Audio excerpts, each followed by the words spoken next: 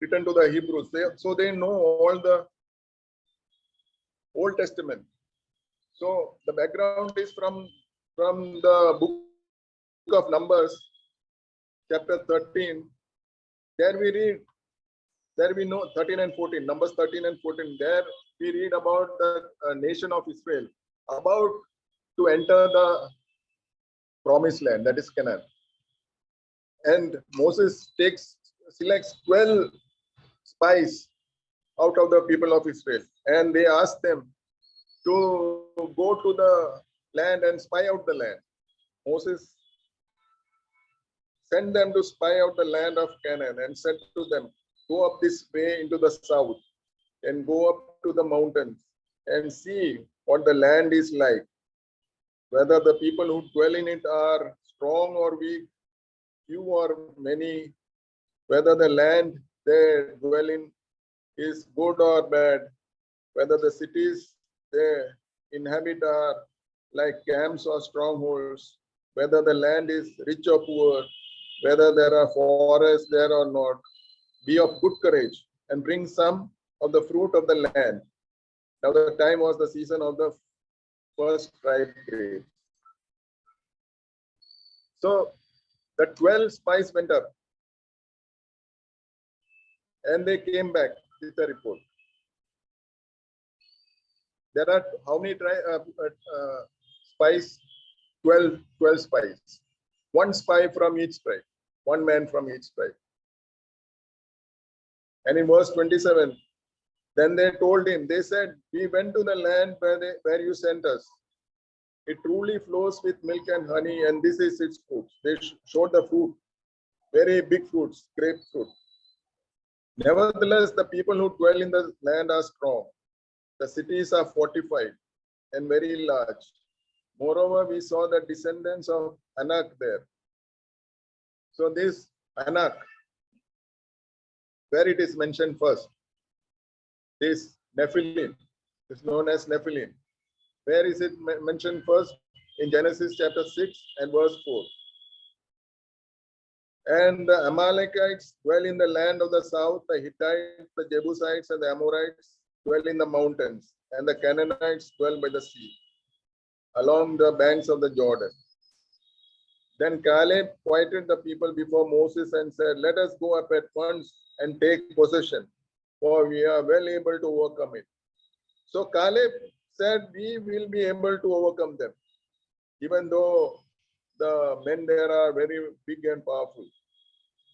But the men who had gone up with him said, we are not able to go up against the people, for they are stronger than we. Here God is telling them to go in and take the land, their promised land. But people are having they don't trust God. They have no faith in God. They gave the children of Israel a bad report of the land, which they had spied out. The land, though, through which we have gone, as spices a land and devours its inhabitants.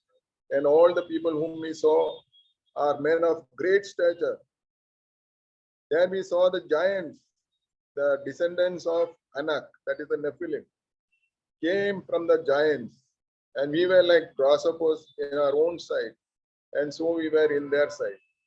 So here we read about how the 10 out of the 12, 10 were against going in. 2 were in favor of going into the land. Then the people of Israel rebel against Moses and Aaron. Then same I will in 1 Corinthians chapter 10. In 1 Corinthians chapter 10 we read, it is referring to this behavior. 1 Corinthians chapter 10 and verse 5. But with most of them God was not well pleased, for their bodies were scattered in the wilderness. So almost all the people who came out of the land of idols, who came out of the land of Egypt, except two of them, Everyone died in the wilderness. Everyone died except two. Now we think, what happened? What is the spiritual? What is the status? Eternal status? Are they saved or not saved? We have to ask a question. If you are asking such a question, think about how they were redeemed from Egypt. They were redeemed by the blood of the Lamb. So they are redeemed, saved. Then in verse 11 of Numbers chapter 14, and the Lord said to Moses, how long will these people reject me? How long will they not believe me with all the signs which I have performed among them? I will strike them with the pestilence and disinherit them. I will make of you a nation greater and mightier than they. God says to Moses, I will kill all these people. Now I will start a new beginning with you, Moses. Is there a case where he did it like that before? Yes. In the days of Noah, he destroyed the whole world, all the people of the world. And he made a new beginning with Noah. In the same way, he said, I will make you a nation greater and mightier than thee. And Moses said to the Lord, see, just look at the mindset and attitude of Moses. It is very, very good, so good. He didn't say, okay, kill all of them and make me a great nation. He didn't say like that. He said, Moses said to the Lord, then the Egyptians will hear it. For by your might, you brought these people up from among them. And they will tell it to the inhabitants of this land. They have heard that you, Lord, are among these people, that you, Lord, are seen face to face, that your cloud stands above them, and you go before them in a pillar of cloud by day, and in a pillar of fire by night. Now, if you kill these people as one man, then the nations which have heard of your fame will speak, saying, what will the people say? They will say, because the Lord was not able to bring these people to the land which he swore to give them. Therefore, he killed them in the wilderness. And now I pray, let the power of my Lord be great, just as you have spoken, saying, the Lord is long-suffering and abundant in mercy, forgiving iniquity and transgression. But he by no means clears the guilty, visiting the iniquity of the fathers on the children to the third and fourth generation. Then Moses intercedes on the behalf of the people. He said, pardon the iniquity of this people, I pray, according to the greatness of your mercy, just as you have forgiven this people from Egypt even until now. Then what did the Lord reply? Very important to read this verse. Numbers 14, verse 20. Then the Lord said, I have pardoned according to your word. So what prestige Moses is having before God? He is interceding and God agrees. That is powerful intercession. Then the Lord said, I have pardoned according to your word. But truly as I live, all the earth shall be filled with the glory of the Lord. Because all these men who have seen my glory and signs which I did in Egypt and in the wilderness, and have put me to the test now these 10 times, and have not heeded my voice, they certainly shall not see the land which I swore to their fathers, nor shall any of those who rejected me see it. But my servant Caleb, because he has a different spirit in him and has followed me fully, I will bring him into the land where he went, and his descendants will inherit it. So Caleb will get the promises. You believe, trust the Lord, you will receive his promises. But though if you don't trust his word, you will not receive his promises. Now the Amalekites and the Canaanites dwell in the valley. Tomorrow turn and move out into the wilderness by the way of the Red Sea.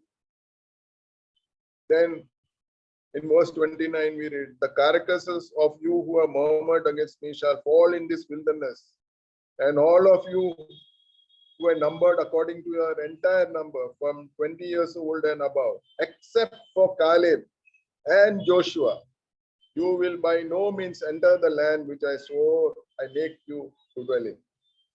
So, but your little ones, whom you said would be victims, I will bring in, and they shall know the land which you have despised. So we are always worried about what our children will happen to, what will happen to us.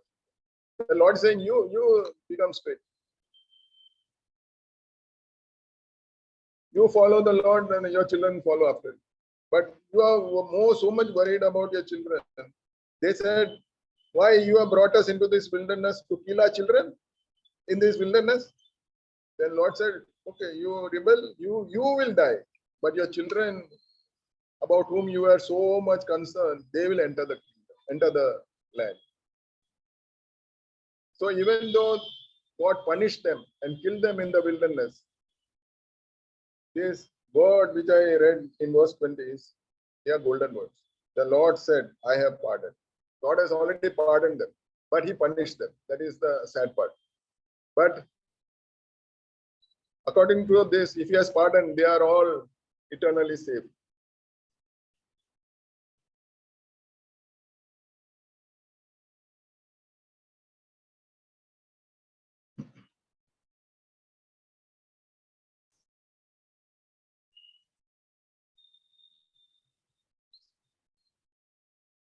So where we left off.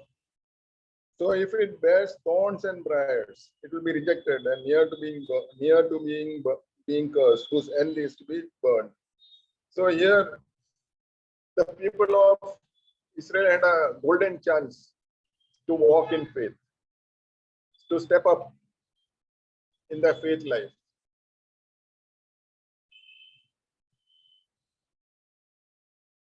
And they had God has, on the one side, God has promised, this is your land.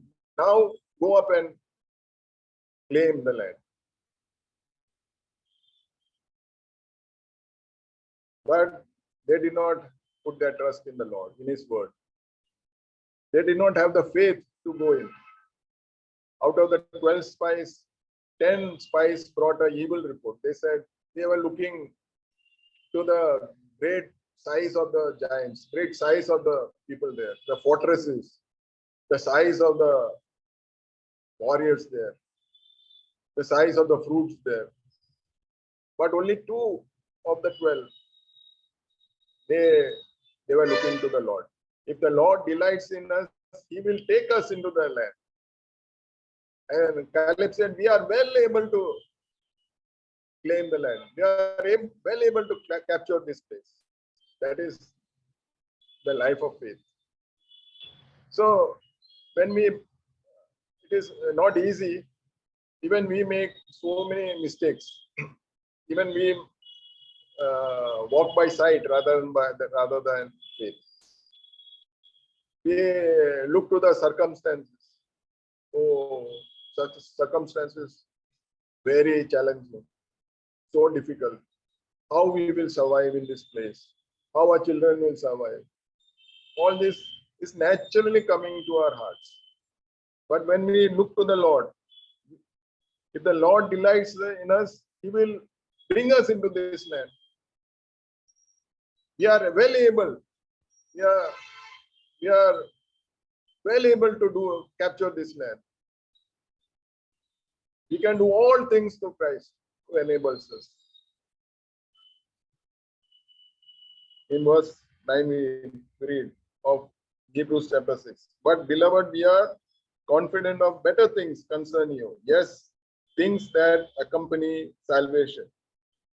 Though we speak in this manner, for God is not unjust to forget your work and labor of love which you have shown toward his name, in that you have ministered and do minister. And we desire that each one of you show the same diligence to the full assurance of hope, that you do not become sluggish, but imitate those who through faith and patience inherit the promises. So say the promises, if you want to inherit the promises of God, it is through faith and patience. It is through diligence. Diligence means It doesn't happen in overnight. Diligence means under any circumstances, you are ready to push forward. Depending on your call. What is your call? So you are diligent. Under any circumstance, you are ready to move forward. We are all working in different offices, and suppose every day except on days of weekends, the holidays, we make sure that we reach our workplace on time. We are diligent, very punctual. We are very punctual. There is diligence. Suppose today is very hot. Do we say that, oh, today is so hot, I will stay back? No, even if it is very hot also, or even if it is very cold also, or even if it is raining heavily also, what you will do? You will take upon you. You are committed. In Hindi, we say pratibandh. You are committed to go to work. That is known diligence. And the writer of this epistle is saying, we desire that each one of you show the same diligence. Everyone, not only the elder or the evangelist should do it. Everyone, each one of you, everyone, show that diligence. What can you do for the Lord? To the full assurance of hope until the end. You should not become sluggish, means lazy, but imitate those who through faith and patience inherit the promises. So here the writer is talking about when you're up, you have to grow in Christian life, experience of Christian life. You have to grow spiritually, mature spiritually. We are confident of better things. See, it's not that they all going to heaven. How it is impossible? No, he's telling them we are confident of better things concerning you. Yeah, he's having full confidence in those people that you have experienced salvation. Now you have to provide or show fruits accompanying salvation. That is the message of this portion. I hope I'm trying to be clear, and I hope you understood what I have said. And you can give one of you want to make any comments, you can make.